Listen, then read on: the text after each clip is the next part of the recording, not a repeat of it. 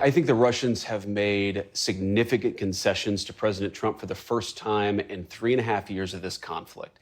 They've actually been willing to be flexible on some of their core demands. I didn't say they conceded on everything, but what they have conceded is the recognition that Ukraine will have territorial integrity after the war. They've recognized that they're not going to be able to install a puppet regime in Kiev. Putin is ready to meet with Zelensky when the agenda would be ready for a summit. And this agenda is not ready at all. President J.D. Vance and longtime Russian Foreign Minister Lavrov appearing on Meet the Press yesterday. Joining me now is Mike Pompeo, former Secretary of State of the United States and Fox News contributor. Great to see you again, sir. Thanks for coming in. Have you seen any major core concessions by the Russians? David, great to be with you. I was smiling seeing Foreign Minister Lavrov there. He has been around a long time. He was my counterpart when I was a secretary.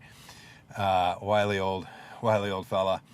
Look, the Russians did acknowledge, I think for the first time in the last few weeks, that there are going to be European troops on their border in Ukraine, that is non-Ukrainian troops there. I think that's something that they'd not acknowledged before, accepted. The shape of that security guarantee now is going to include the United States, perhaps not our soldiers, but U.S. support.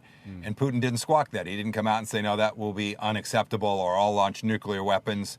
Those are all steps along the way. Okay. But quite clearly, I think as Vice President Vance acknowledged, there's still a lot of meat on the bone. There's still a long way to go. Russians are still flying missiles, killing civilians in Kyiv and all across the country. There's still a fair amount of work to do before ultimately President Trump and the world can be successful at getting peace in the region. Well, and exactly how will the security guarantees come into effect? How will they play out? In fact, one of the things, I laugh, it's kind of sick humor, but they want to be part of the peacekeeping troops, which is kind of rich because they would be in charge of keeping out a Russian invasion, which is a little bit contradictory, is it not? David, that's Lavrov having fun. That is not serious. The Russians won't be part of it. There could be transparency requirements on both sides about what moves inside certain boundaries. We've seen that in other places in the world before. That might be what he means by being part of it. But in terms of the actual security being provided to the Ukrainian people, there won't be any Russian involvement in that whatsoever. What about the land swaps? I mean, that really is key. And for them to demand, I know you start your demands high and you work, I get that. I understand the way it works. But even to suggest for a moment that they would get all of the Donbass, which is a region that they've been fighting to control wholly for a long time, have been failing to do so, and they just want it for nothing, before they've given away anything major. Is that something that can be dismissed pretty readily? Yes, David, I think it could be dismissed quite readily. In fact, think about this. The Russians have lost somewhere between 200 and 250,000 soldiers. That's dead. That's not casualties. Casualties are multiples of that. In a decade plus of fighting, the United States lost 50,000 soldiers. I mean, the staggering death toll is very real. Putin knows that. And so when he makes this claim that someone's going to give him some real estate that has been fought over like this, I think he knows that's not right. In the end, President Zelensky is going to have to likely accept that some of the real estate that the Russians have taken, he's not going to be able to reclaim immediately. He won't be forced to recognize it. I think there's a deal in there that can be reached that is fair and just and provides sustainable, pick a number, 25 years of peace if we get the security guarantee piece of this right. There's another player in all this who's not mentioned often enough, I think, and that is a country that you did so much when you were Secretary of State to alert the world to of its danger, and that's China.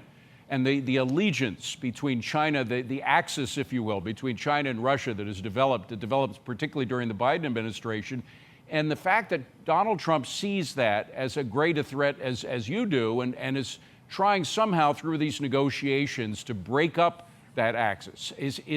Do you see that happening as a result of what's going on right now? So two things. First, I think you're right. I think it is the greater threat. The Chinese Communist Party does represent the great threat to the United States over the next decade or 15 years. And I think President Trump sees that and is hopeful that he can bust that alliance up at least a little bit. But, frankly, I think Vladimir Putin's done a lot to bust that alliance. If you're the Chinese Communist Party, you want to pick winners. The Chinese Communist Party picked the Iranians, now badly put on their back foot all across the Middle East. And then he picked the Russians, who couldn't conduct a small-scale war against a greatly outsized military in Ukraine. I think Xi Jinping can see that the West has a superior capability. I think the breakup of the Chinese-Russian alliance is something that will happen in due course, because the Chinese Communist Party will conclude that it's not as strong as it thinks it is militarily, and that they will recognize that the United States under President Trump is a serious threat to them if they act in ways that are inconsistent with American interests. Mr. Secretary, I want to switch off of Ukraine for a second to something that the president wrote about on Truth Social today before he met with the South Korean leader. And it took a lot of people by surprise, and I'm just going to quote it here. "What is going on in South Korea?" the president asked. "Seems like a purge or revolution. We can't have that and do business there. I am seeing the new president today at the White House," which of course he's already done. "Thank you for your attention to this matter." What is going on in South Korea? We know the North Koreans have spent a lot of time infiltrating the South in the past. Sometimes they've been able to infect the leadership in various ways. Is that what the president is talking about, or what?